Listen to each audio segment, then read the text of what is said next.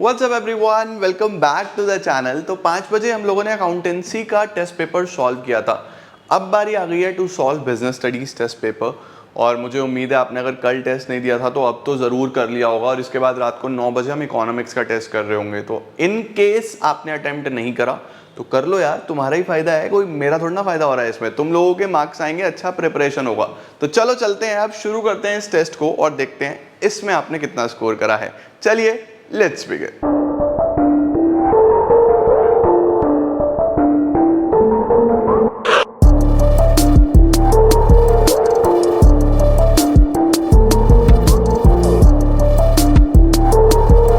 Start करते हैं हम लोग क्वेश्चन नंबर 1 के साथ। और क्या है क्वेश्चन नंबर 1 में, ध्यान से देखते हैं। A network of social relationship that arises due to interaction between people. Social interaction से जो नेटवर्क बनता है, क्या हम उसको फॉर्मल बोलते हैं, डिसेंट्रलाइजेशन बोलते हैं, डेलीगेशन बोलते हैं, इनफॉर्मल बोलते हैं? स्ट्रेट फॉरवर्ड आंसर है इनफॉर्मल ऑर्गेनाइजेशन। जो भी सोशल रिलेशनशिप से बनता है उसको हम इनफॉर्मल ऑर्गेनाइजेशन बोलते हैं। Uranus Limited, a company dealing in metal products, the work is mainly divided into functions. Functions में काम बटा हुआ है, production, purchase, marketing, personnel. Identify the type of organization structure. Functions के आधार पे है तो functional, products के आधार पे है तो divisional। तो सीधा सीधा आंसर होना चाहिए functional structure। सेकंड का A.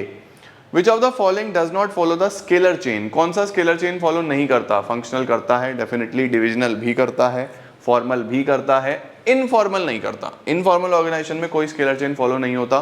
तो थर्ड का आंसर बनेगा D. Rishabh has joined as a creative head in an entertainment company. He always ensures that work has been divided into small and manageable activities. वो make sure करता है काम divide हुआ हो छोटी छोटी एक्टिविटीज में। And also the activities of similar nature are group together. Identify the related step in organizing process being mentioned in the above line. क्या आइडेंटिफिकेशन एंड डिवीजन की बात हो रही है? आइडेंटिफिकेशन तो पहले ही हो चुका है ना। डिपार्टमेंटलाइजेशन, जी हाँ, डिपार्टमेंट ही तो बना रहा है वो। ऋषभ क्या करता है? Work has been divided and into smaller task and manageable activities. Departmentalization इसका आंसर बनेगा। Span of management refers to number of managers, नहीं। Length of term for which manager is appointed, no. Number of workers under a superior, यही बनता है। यहाँ पे please number of workers या number of subordinates डाल लेना। Span of management refers to, यही है, number of persons working under a superior. Indigo limited has a staff of 300 people, 300 लोग हैं, which is grouped into different departments. Organizational structure depict that 100 people in production, 150 in finance, 20 in technology, 30 in human resource. कौन सा organisation structure है जो follow करा गया है? अब देखो, जो डिपार्टमेंट्स बने हुए हैं वो बने हुए हैं production, finance, technology, human resource. तो फंक्शंस के आधार पे हुए हैं, तो फंक्शनल स्ट्रक्चर फॉलो करा गया। ए पार्ट इसका आंसर आ जाएगा 6 का। Grouping of activities on the basis of products, products के बेसिस पे करते हैं तो उसको हम लोग बोलते हैं डिविजनल। तो आंसर बनेगा 7th का B. Lakshya has been given the task of arranging for 5-day conference for foreign delegates. Lakshya को टास्क दिया गया कि एक 5 डे की मीटिंग अरेंज करनी है, कॉन्फ्रेंस अरेंज करनी है। In order to ensure smooth functioning of the event he has made 2 people as coordinators. उसने 2 लोगों को कोऑर्डिनेटर्स बनाया, यानी कि काम बांट दिया। To take care of the activities related to registration and refreshment, ठीक है। Identify the function of management being carried out by Lakshya. Lakshya ने क्या किया कि यहाँ पे प्लानिंग करी? बिल्कुल भी नहीं। स्टाफिंग करी। स्टाफिंग में होता है कि सही इंसान को सही जगह पे भेजना, no. Directing, no. Organising, yes. 8th का आंसर आएगा सी, क्योंकि काम डिवाइड करके चल रहा है, वो प्रॉपर डिपार्टमेंट्स बना रहा है, सीधा सीधा ऑर्गेनाइजिंग कर रहा है। Which of the following is not a step of organising process? Division of work तो पहले ही होता है, उसके बाद असाइनमेंट ऑफ ड्यूटीज भी होता है, क्रिएशन ऑफ जॉब्स भी होता है, प्रोवाइडिंग लीडरशिप नहीं होता। Providing leadership is the wrong answer. तो 9th का आएगा हमारे पास option D. Which of the following is not a merit of formal organization? Not a merit. कौन सा merit नहीं है? It is easier to fix responsibility, merit है। Scalar chain is followed, yes, merit है। It leads to effective achievement of organizational goal, जी हाँ, merit है। It leads to faster spread of information and rapid feedback, ये नहीं है। Faster spread of communication और rapid feedback informal में होता है, फॉर्मल में नहीं होता। फॉर्मल में तो स्केलर चेन फॉलो होती है, 1-on-1 चलता है। तो डी पार्ट इसका आंसर बनेगा। 11th की बात करते हैं। Dash organisation structure is most suitable when size of company is large and is producing 1 product. एक ही प्रोडक्ट बनाती है तो फंक्शनल, सीधी सीधी सी बात है। आंसर बनेगा इसका B, functional. Which of the following is not a demerit of informal organisation? Informal के डीमेरिट कौन सा नहीं है? It leads to spreading of rumours, बिल्कुल सही, डीमेरिट है। It gives more important to structure and work, नहीं ये नहीं है, ये गलत है, क्योंकि ये basically more important to structure and work तो होता ही नहीं है ना इसमें। तो 12th का बी आंसर बन जाता है। 13th, in dash organisation it is easier to fix responsibility. Easy किस में है? फॉर्मल में।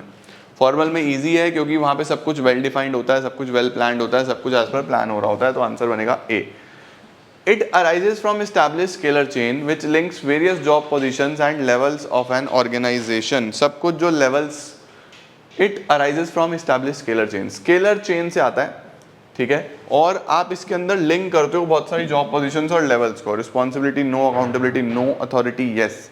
इसका आंसर बनता है हमारे पास बी, यानी कि अथॉरिटी। अथॉरिटी से ही तो पावर मिलती है ताकि आप सभी को लिंक कर पाओ, right. Which of the following is not a feature of informal organization? Feature नहीं है। Within the formal organization बनता है, फीचर है। Evolves its standards of behaviour और group norms, it is deliberately created, गलत। Deliberately created तो नहीं होता, वो तो खुद ही बन जाता है। डेलिबरेटली तो फॉर्मल बनाया जाता है, इनफॉर्मल तो खुद बन के आता है भाई साहब। सी इसका आंसर बनेगा 15th का। 16th की बात करते हैं। अब केस स्टडीज में मैंने आपको क्या समझाया था बेटा जी? कल भी मैंने एक वीडियो डाला था और उसमें भी यही बताया था कि कभी भी केस स्टडी सॉल्व करना हो तो पहले क्वेश्चन पढ़ो, क्वेश्चन से कॉन्सेप्ट रिलेट करो, कॉन्सेप्ट से फिर सीधा सीधा आपके पास आंसर आ जाएगा। तो identify the function of management highlighted, function बताना है और स्टेप्स बताने हैं उस फंक्शन में जो यहाँ पे आपने ढूंढा है। अच्छा, और लाइंस भी कोट करनी है। In a school feed, the whole activity is divided into task groups, each dealing with a specific area like food committee, decoration committee. इसका मतलब सब कुछ जो है वो डिवाइड करा जाता है छोटे छोटे टास्क्स में और उसमें भी डील करा जाता है, जैसे food committee, decoration committee, ticketing committee and so on. ठीक है जी, इसका मतलब अलग अलग एरिया बनाया जाता है। ओके, यहीं से सामने आ रहा है कि यार काम बटा हुआ है, डिवाइड हो रहा है, डिवीजन हो रहा है। तो कौन सा फंक्शन दिख रहा है आपको? यहाँ पे ऑर्गेनाइजिंग दिखाई दे रहा है। तो पहले का तो आंसर साफ साफ मुझे पता है, ऑर्गेनाइजिंग की बात हो रही है, ठीक है। और जब यहाँ पे डिवाइड करा गया टास्क तो पहला आता है identification and division of work. Identification, division of work, फिर अलग अलग डिपार्टमेंट्स बन रहे हैं तो ये डिपार्टमेंटलाइजेशन भी दिखाई दे रहा है मुझे। These are under the overall supervision, these are under the overall supervision of official incharge. Official incharge यानी कि ड्यूटीज भी असाइन करी गई है। तो यहाँ से आपको तीसरा पॉइंट समझ में आ रहा है, असाइनमेंट ऑफ ड्यूटीज। ठीक है, तो आइडेंटिफिकेशन, डिवीजन ऑफ वर्क मिल गया, डिपार्टमेंटलाइजेशन मिल गया, असाइनमेंट ऑफ ड्यूटीज मिल गया। Coordinating relationships are established among various groups. अब देखो साफ साफ लिखा हुआ है कि कोऑर्डिनेशन रिलेशनशिप स्टैब्लिश करी गई है, यानी कि काफ़ी क्लियरली वेल डिफाइंड स्ट्रक्चर्ड है और स्मूथ इंटरेक्शन और क्लैरिटी से सारी चीज़ें चलती हैं। इट मीन्स चारों पॉइंट्स आपको यहाँ मिल गए, आइडेंटिफिकेशन, डिवीजन ऑफ वर्क, यहाँ से आप departmentalisation, assignment of duties, establishing reporting relationships. सीधा सीधा आप वहाँ पे मार्क करके आ सकते हो कि ये लाइनें हैं, इस तरीके से हमें मिली हैं। ठीक है, नेक्स्ट क्वेश्चन की तरफ चलते हैं। क्वेश्चन नंबर 17 जो है हमारे पास, और क्वेश्चन नंबर 17 क्या बोल रहा है चेक करके चलेंगे।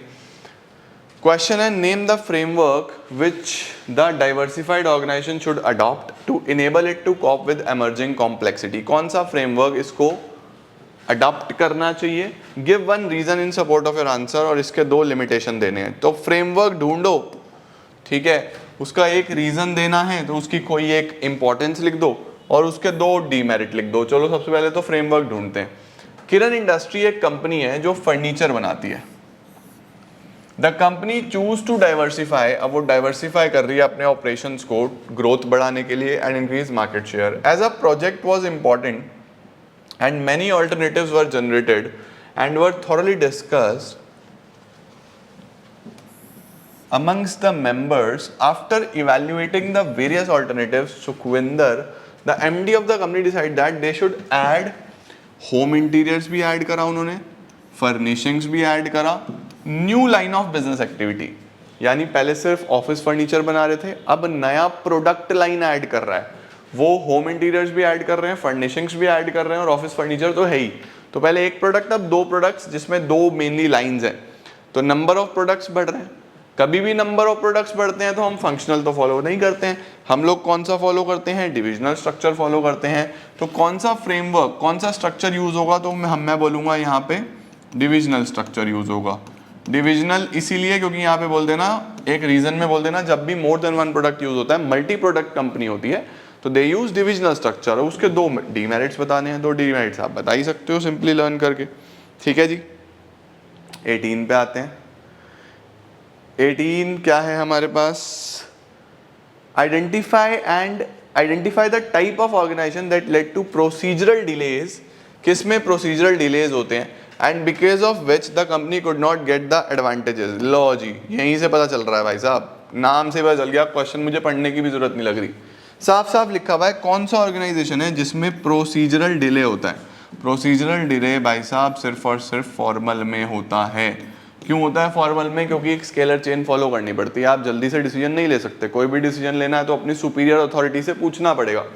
ठीक है, company could not get the advantage of procuring raw material at cheaper rates, तो यहीं से पता चल रहा है कि फॉर्मल है, बट फिर भी पढ़ लेते हैं। AVM limited setup its electric appliances manufacturing factory ना बैकवर्ड एरिया में उन्होंने फैक्ट्री लगाई हुई है, जहां पे सब्सिडीज दी जाती हैं सरकार के द्वारा और लेबर मिलती है चीपर रेट्स पे।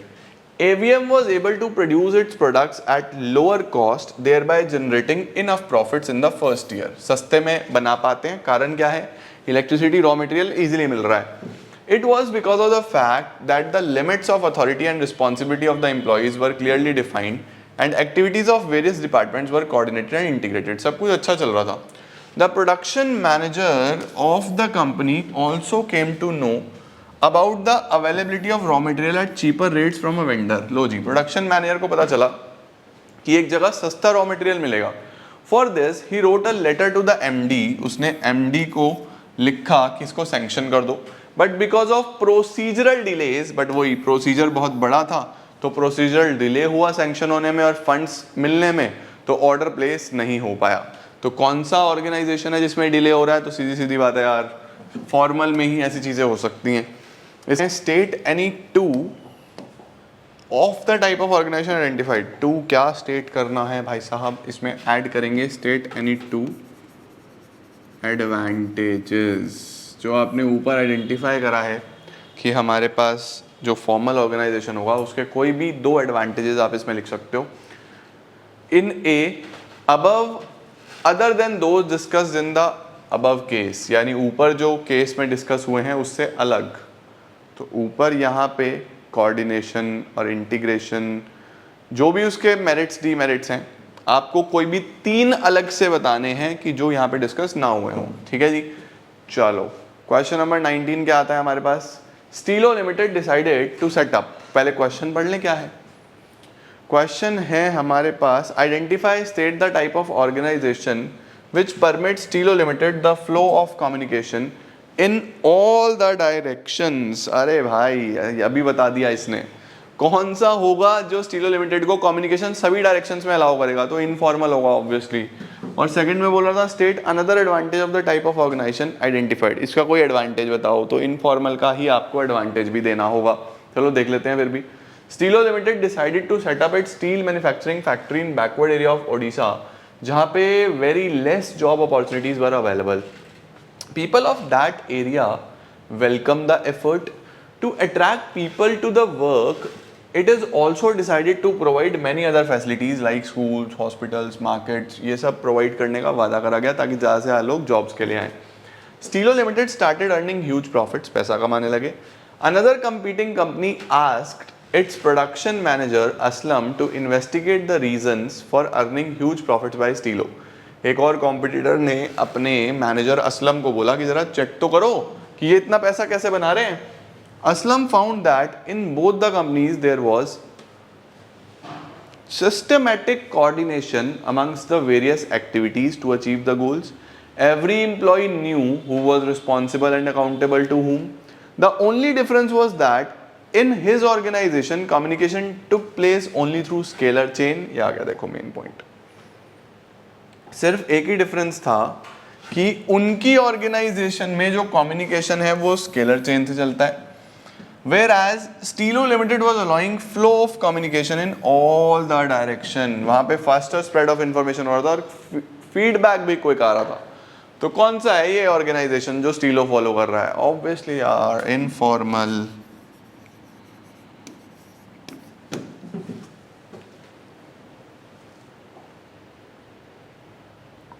एडवांटेज आप लोग खुद बता देना. Identify the concept used by Sameer through which he was able to steer his company to greater heights. कौन से कॉन्सेप्ट से समीर ने अपनी कंपनी को आगे ले गया?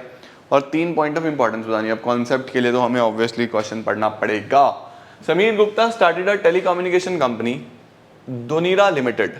टेलीकम्युनिकेशन कंपनी बनाई है to manufacture economical mobile phone. सस्ते मोबाइल फोन्स बनाना चाहता है इंडियन मार्केट्स के लिए 15 एम्प्लॉइज के साथ. ठीक है. The company did very well in its initial years. As the product was good and marketed well the demand of its products went up. काफी अच्छा चल रहा था, मार्केटिंग बहुत अच्छी करी थी, डिमांड बढ़ गई. ठीक है. To increase production in the company decided to recruit additional employees.